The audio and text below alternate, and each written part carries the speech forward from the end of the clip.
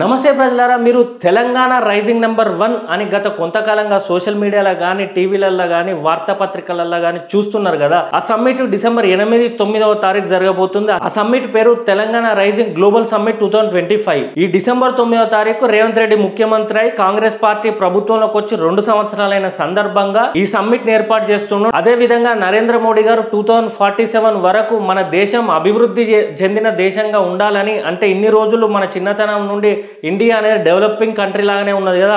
2047 వరకు developed country కావాలంటే మనకు 30 ట్రిలియన్ ఎకనామీలో మన భారతదేశం ఉండాలని చెప్పింది కదా. సేమ్ అదే రోడ్ మ్యాప్ లో రేవంత్ రెడ్డి 2047 వరకు తెలంగాణ ఏ విధంగా ఉండాలి దానికి సంబంధించిన డాక్యుమెంట్ డిసెంబర్ 9వ తారీఖు రిలీజ్ చేయబోతున్నాడు. అయితే ఆ సమ్మిట్ ఏంటిది, ఎక్కడ జరుగుతున్నది, ఎవరెవరు వస్తున్నారు, ఆ విజన్ డాక్యుమెంట్లు ఏమేమి ఉన్నాయి, ప్రతి సీఎం ఫ్యూచర్ ఊహించి ఏదో ఒక హడావిడి చేసే కార్యక్రమమే అని మాట్లాడుకుందాం. ఆయన మరీ ముఖ్యంగా మన విద్యార్థుల రాజకీయ పార్టీ కొన్ని సూచనలు చేస్తుంది. ఆ డాక్యుమెంట్ 2 రోజులు ఎక్స్ప్లెయిన్ చేస్తాడు కదా. డిసెంబర్ 8, 9వ తారీఖు అంతర్జాతీయ మహారాజుల ముందు కొన్ని సలహాలు సూచనలు విద్యార్థుల రాజకీయ పార్టీ చెప్పింది, అవి కూడా ఇంక్లూడ్ చేసి చూపెట్టాలని కోరుకుంటే ఈ డీటెయిల్స్ లోకి వెళ్తే, రంగారెడ్డి జిల్లా కందుకూరు మండలం మీర్ఖాన్ పేటలోని ఉన్న ఫ్యూచర్ సిటీలో 100 ఎకరాల విస్తీర్ణంలో ఈ సమ్మిట్ జరగబోతుంది. దీనికోసం 5 వేదికలు, 3 హెలిప్యాడ్లు, కొత్త రోడ్లు, 10 Gbps ఇంటర్నెట్, 5,000 మందికి సరిపడా భోజనాలు, ఇంటర్నేషనల్ స్టాండర్డ్ లో ఈ మీటింగ్ ఏర్పాటు చేయబోతున్నారు. ఈ సమ్మిట్ కి రావాలని రేవంత్ రెడ్డి నరేంద్ర మోడీ గారి దగ్గర పోయి పర్సనల్ గా ఇన్వైట్ చేస్తారంటే, అట్లే ఎలాన్ మస్క్, ఆనంద్ మహేంద్ర, ఇట్లా అంతర్జాతీయంగా అన్ని రంగాల్లో ఉన్న అతిరథ మహారాజులు ఈ ఈవెంట్ కు రాబోతున్నారు. 50 దేశాలకు సంబంధించిన డిప్లొమాట్స్, బిజినెస్ పీపుల్, ఇన్ఫ్రా కంపెనీలు, ప్రొఫెసర్లు, ఫిలిం స్టార్స్, స్పోర్ట్స్ కు సంబంధించిన పెద్ద దిగ్గజాలను, వరల్డ్ క్లాస్ ఇన్వెస్టర్స్, ఇలా మొత్తం 3,000 మందికి ఇన్విటేషన్లు ఇచ్చిల్లంట. అయితే వీళ్ళందరిని ఎందుకు ఇన్వైట్ చేస్తున్నాడంటే, మన తెలంగాణలో ఉన్న అవకాశాలను ప్రపంచ పెట్టుబడిదారుల ముందు పెట్టి ఇక్కడ తెలంగాణలో ఇన్వెస్ట్ చేస్తే వాళ్ళకి ఏ విధంగా బెనిఫిట్స్ అయితే అని చెప్పి డిసెంబర్ 8, 9వ తారీఖు క్లియర్ గా ఎక్స్ప్లెయిన్ చేపించి వాళ్ళ ద్వారా తెలంగాణ రైజింగ్ డెవలప్మెంట్ ఫండ్ లో వాళ్ళతో ఇన్వెస్ట్ చేపించడానికి ఈ సమ్మిట్. వాళ్ళకి అర్థం కావడం కోసం తెలంగాణను 3 డివిజన్లుగా విభజించి ఈ పెట్టుబడులు పెట్టే వాళ్ళకు ఏ విధంగా పెట్టుబడులు పెట్టాలి, ఎక్కడెక్కడ ఏమున్నాయని క్లియర్ గా ఎక్స్ప్లెయిన్ చేయడానికి తెలంగాణను 3 విభాగాలుగా విభజించి క్లియర్ గా అర్థమవుతాడు చెప్పి. అందులో ఫస్ట్ కోర్ అర్బన్ ఏరియా, ఇది ORR లోపల ఉంటుంది, ఔటర్ రింగ్ రోడ్ లోపల ఉండేదాన్ని కోర్ అర్బన్ ఏరియా అంటారు. ORR నుండి RRR వరకు, ఔటర్ రింగ్ రోడ్ నుండి రీజనల్ రింగ్ రోడ్ మధ్యలో ఉండేదాన్ని పెరి అర్బన్ ఏరియా.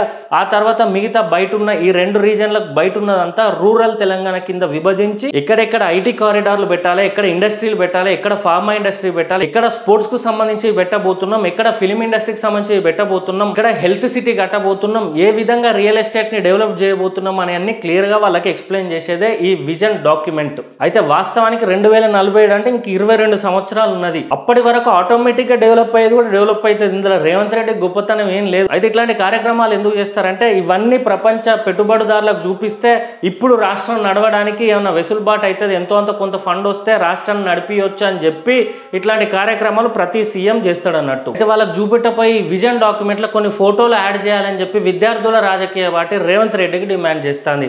ఆ ఫోటోలు ఏంటి అంటే, గాంధీ హాస్పిటల్లో మార్చరీ ఎట్లున్నది, ఆడ ఎక్స్రేల కోసం జనాలు ఎంత క్యూలో నిలబడ్డారు, అట్లే పనికిరాని పరికరాలు గాంధీ హాస్పిటల్లో, ప్రభుత్వ హాస్పిటల్లో ఎట్లున్నాయో ఆ ఫోటోలు చూపెట్టాలి. అట్లనే రేపో మాపో కూలిపోయే గవర్నమెంట్ స్కూల్ భవనాల కింద విద్యార్థులు, చిన్న పిల్లలు ఏ విధంగా చదువుకుంటారో అనే ఆ ఫోటోలు, ప్రభుత్వం రైతులను ఆదుకోపోతే అప్పుల బాధల ఏ విధంగా రైతులు సూసైడ్ చేసుకున్నారో ఆ ఫోటోలు, అశోక్ నగర్ చౌరస్తాలో 5 రూపాయల భోజనం తినుకుంటా నోటిఫికేషన్ ఎప్పుడు వస్తుందా అని వేచి చూస్తున్న నిరుద్యోగుల ఫోటోలు, అట్లనే గవర్నమెంట్ అధికారులు అవినీతి చేసుకుంటే ఏసీపీకి చిక్కిన ఫోటోలు, ఎలక్షన్ల ముందు తప్పుడు మేనిఫెస్టో ఇచ్చిన ఈ రాజకీయ పార్టీలను, రేవంత్ రెడ్డిని, కేసీఆర్ ను, అట్లనే 1 గంట వర్షం పడితే హైదరాబాద్ నగరం ఏ విధంగా స్తంభించిపోతుందో ఆ ఫోటోలు, చిన్న హెల్త్ సమస్యతోటి కార్పొరేట్ హాస్పిటల్ పోతే అక్కడ వాళ్ళు ఎంత బిల్ వేస్తారనే ఫోటోలు, ఇంక ఇట్లాంటి వాస్తవాలు అన్ని ఫోటోల రూపంగా విజన్ డాక్యుమెంట్లు యాడ్ చేసి గ్లోబల్ సమ్మిట్ లా ఇంటర్నేషనల్ అతిరథ మహారాజుల ముందు చూపెట్టాలని రేవంత్ రెడ్డికి డిమాండ్ చేస్తున్నాం. అంతేకాదు, వాస్తవాలు చూపెడితేమన్నా టక్కున ఆదుకుంటారేమో కదా. వాళ్ళు ప్రస్తుతం ఉన్న పనులు చేయలేక,